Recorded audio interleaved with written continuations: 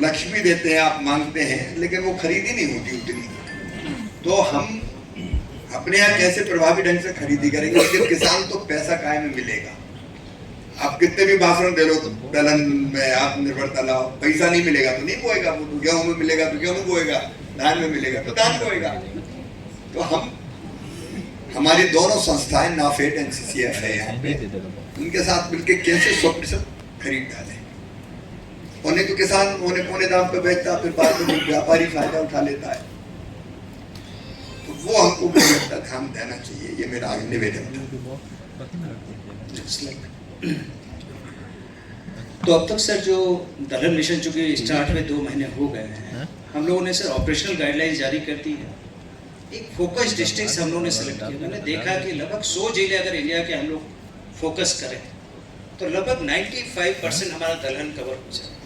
तो उन हम लोगों ने जिलों पर विशेष ध्यान देने की आवश्यकता है, क्योंकि सामान्यतः होता है जो पैसा जाता है हम लोग सभी जिलों में बांटने की प्रवृत्ति रखते हैं, तो उससे कहीं ना कहीं प्रॉब्लम होती है। हम लोगों ने आज जो माननीय मंत्री जी ने सबको सर बजट पत्र दिया सर आपने, वो अगले वित्तीय वर्ष का दिया है।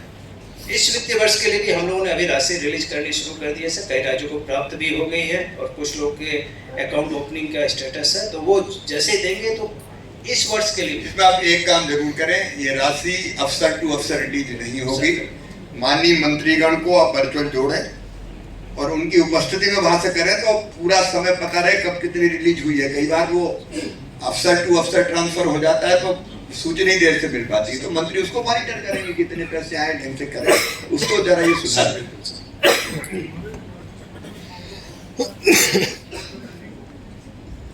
हमारा दिक्कत ये है कि जो कोऑपरेटिव है, अलग से विभाग है, वही खरीद के तय करता है।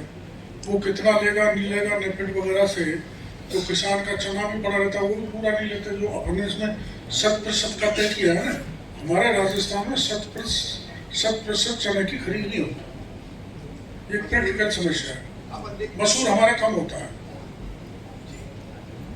चलिए संजय। तो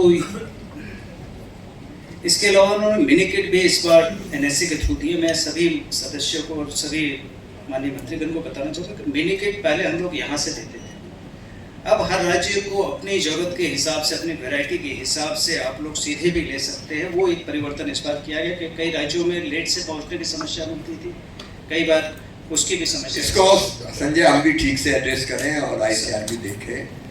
कई बार वो मिनी किट इतने लेट होते हैं कि बोनी हो जाती है, और बोनी हो जाती है तो किसान को मिनी किट मिल गया तो उसमें 5 किलो बैच 5 किलो एक तरफ कर दिया। ये मैं प्रैक्टिकल बता रहा हूँ, तो ये नहीं होना चाहिए। टाइम पर हम मिनी किट उपलब्ध कराएं ताकि बोनी के पहले वो बो पाए। तो इसीलिए इस समस्या जब माननीय मंत्री जी के समक्ष आई तो उन्होंने इनका समाधान निकाला कि राज्य इस पर स्वयं तेजी से काम करके इसको निपटारा करें। अब जो राज्यों से अपेक्षाएं हैं उस पर भी हम लोग चर्चा करेंगे। आज जो आपको बजट उपलब्ध करवाया गया है उसका एनुअल एक्शन प्लान, मतलब आप उसको किसमें खर्च करेंगे, उसकी गाइडलाइन जारी कर दी गई है। उसका एक्शन प्लान के लिए हम लोगों ने आज पोर्टल भी लॉन्च कर दिया है, उसी पर आपको ऑनलाइन कर देना ताकि जल्दी से उस पर सहमति और स्वीकृति हो जाए, ताकि जैसे ही सीजन शुरू हो आप काम प्रारंभ कर सकें। राशि ट्रांसफर करने के लिए एक विशेष अकाउंट खोला जाता है, वो अकाउंट कई राज्यों ने खोल भी दिया है, कई राज्यों में प्रक्रिया में है, उसका जल्दी कर ले निपटारा। एक निगरानी समिति बनी है जिला स्तर पर और राज्य स्तर पर, और जो बीज उत्पादन योजना है उस पर भी हम लोग एक्शन प्लान बना ले ताकि आपको समस्या नहीं हो। जो क्षेत्र बढ़ाने हैं, जो TRF है, जो राइस फेलो एरियाज है, उनका आइडेंटिफिकेशन करके उन पर हम लोग फोकस कर लें। नेफेड और NCCF के साथ जो आपको कुछ राज्यों में अगर एग्रीमेंट नहीं है तो आज वो प्रक्रिया भी बता देंगे, हम लोग एग्रीमेंट कर लें।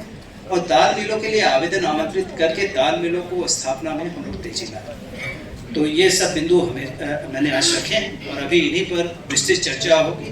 मैं माननीय मंत्री जी से अनुरोध करूँगा कि हम लोग इस चर्चा को आगे बढ़ाएं, जिसमें विभिन्न स्टेक होल्डर जो आज मौजूद हैं उनको हम लोग सुना सकें। आप ऐसा करें कि स्टेक